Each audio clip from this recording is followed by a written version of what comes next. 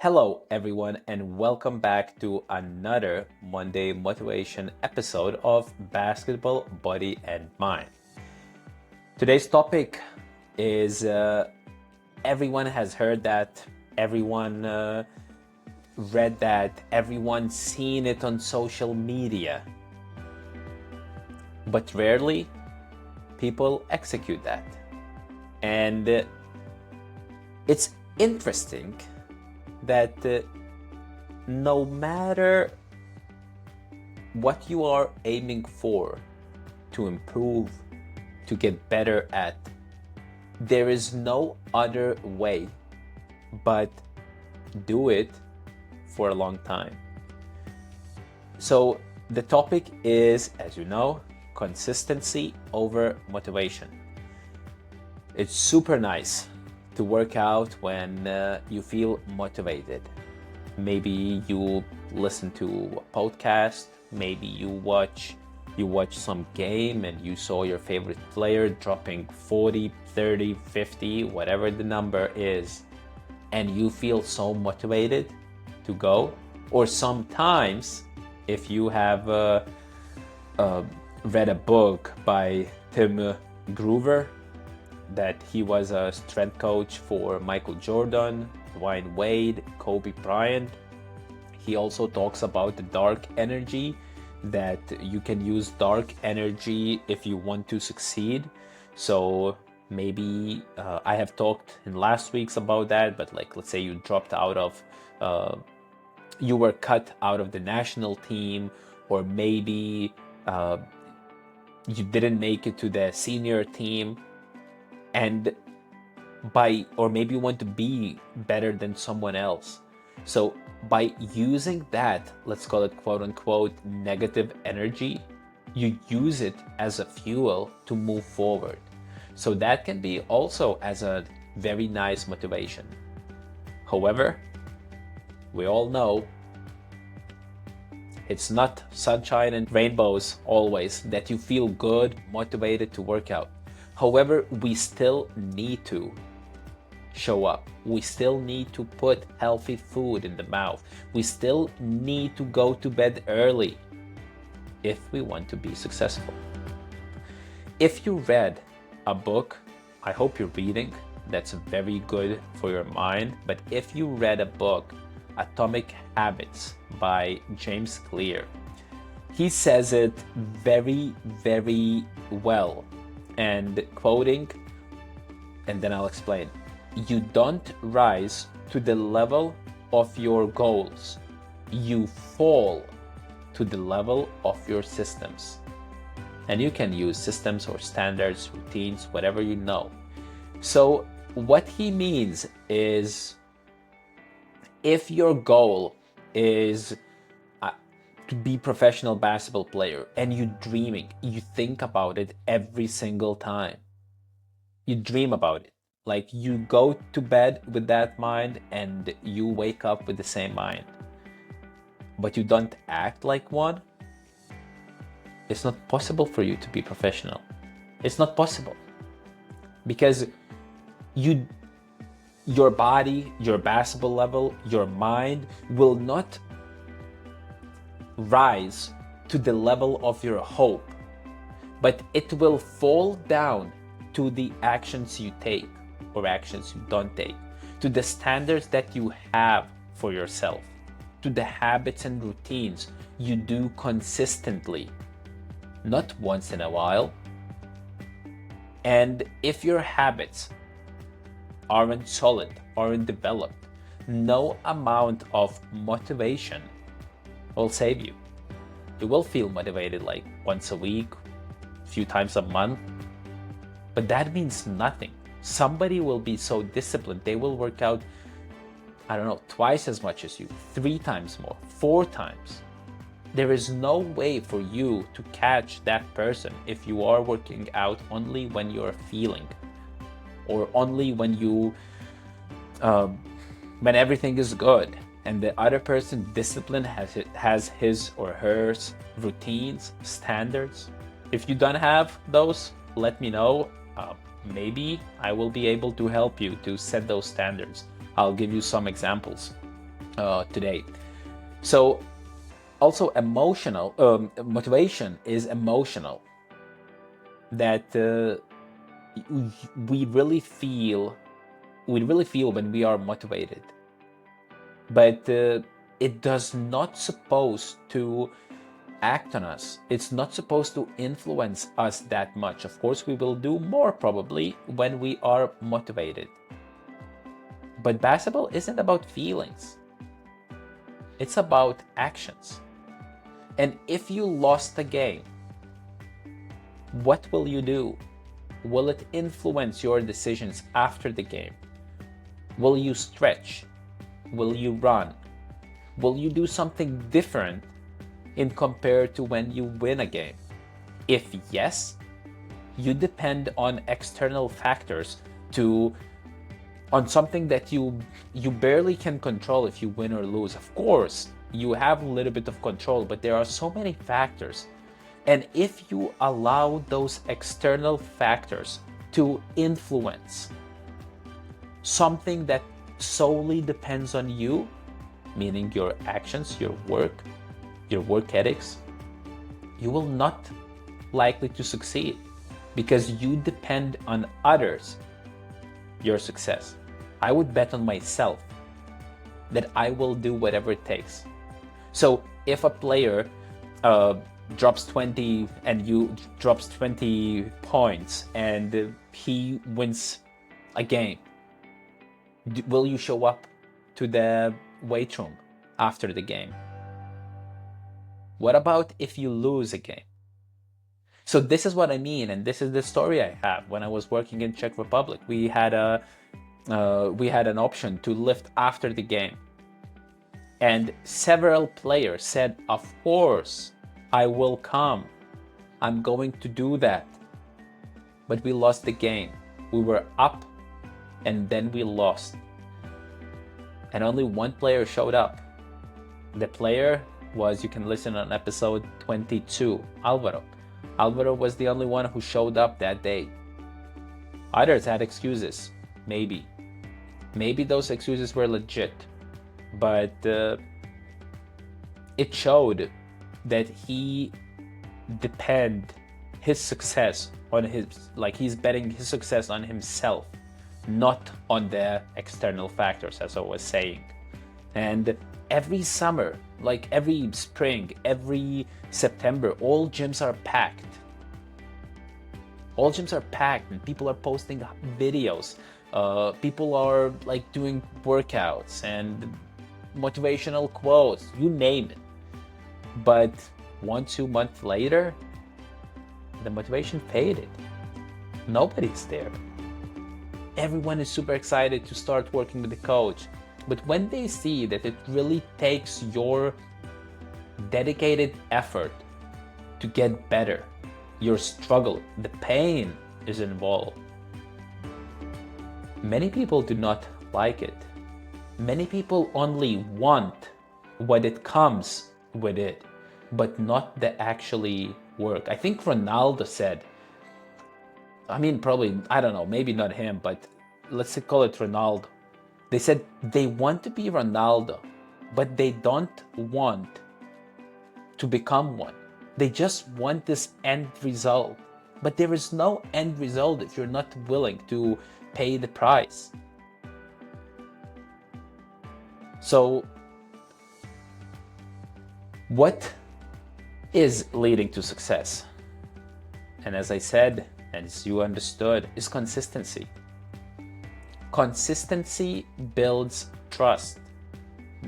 Builds trust to or for you, for yourself. You also build trust for the coaches. If you are consistently loud on the court and you are calling the actions, you are telling others what to do and apologize, and you are doing that day in, like day by day by day, week by week, month by month, coaches will notice that. Of course, they will not care if you did it once, and if you expect that coaches will notice you that you did that once. But if you will do that consistently, they will definitely notice and they will give you more minutes. They will see that you care about that. So, and later, and so it's also from the book of Atomic Habits, that when you start doing something consistently, you think that the progress will be linear, meaning like you did 1 month every single day, let's say shots, and you expect that you will be this much better. However, it actually kind of slows the progress, or it kind of goes a little bit down, like dips down for some time. I cannot say for how long, but later, 1, 2, 5, 6 months later, if you still stick and you were consistent, even in that slump, in that dip down, the results will be much better than you thought they will be. But you just have to go through that slump that you had, and it's very, very common. Like always, there's always that slump. So if you think that results should have been better by the work you have put, just do a little bit more and you will see the light at the end of that tunnel. And it's very easy, like if you want to be consistent, you have to really, it has to be really easy to measure whether you did something or not. So for example, if you shot 50 free throws after the practice every single day, that will be 18,000 shots in a year. If you need to stretch a little bit your hips, your ankles, maybe your upper back is kind of stiff from too much of the bench press, 5 minutes stretching a day, 30 hours of mobility in a year, or three strength sessions a week will be more than 150 sessions in a year. So 150 chances of getting better, getting stronger, getting more vertical in a year. But we rarely, I will come back to this, that we can see somebody post once like 500 shots, or crazy workout, but it's not about that 1 week or 1 workout that will lead you to success. Maybe that was very motivational, but we need to be consistent. We need to be consistent if we want to succeed. So how do you actually stay consistent? Is, first of all, go back to the episode about where I was talking, what are you training for, like 3-4 episodes back. And if you don't have strong why, I doubt it's possible to build consistency, because motivation will die fast. And I will not go into details how to find your why, but in that episode I talk about it. So the strong why will keep you going even when you do not feel like going. Second, you will need to find your process goals, not just the outcome goal. So outcome goal is, I want to be better shooter. That's very vague. It does not mean anything that you want to be better shooter. So process goal is, I will shoot 50 free throws after every practice. That is the process goal, because I know what kind of process I need to do in order to get better and eventually to get to my outcome goal, to my ultimate dream, which is I want to be better shooter. So we want to have measurable goal. You either did it or you did not. And that is something that very easy to track. And third is track. I did it, and I still, like, if you would send me message or email, whatever, I would send you a calendar. Or actually, you can find here, let's do this so that you can find the calendar in the link below, where you can write your goals and then the days, and you can track whatever your goal, whatever your process goals are. Okay, so, or you can use any app, make a chart and use it. Track that you are doing something consistently. If you did just, I don't know, in a month, like 3, 5, 10 times, that's not enough. That's not enough. You need to be better, unless you want average results, unless you don't want to maximize your chances of becoming professional basketball player, then don't be consistent. You don't have to be consistent if you're just having fun.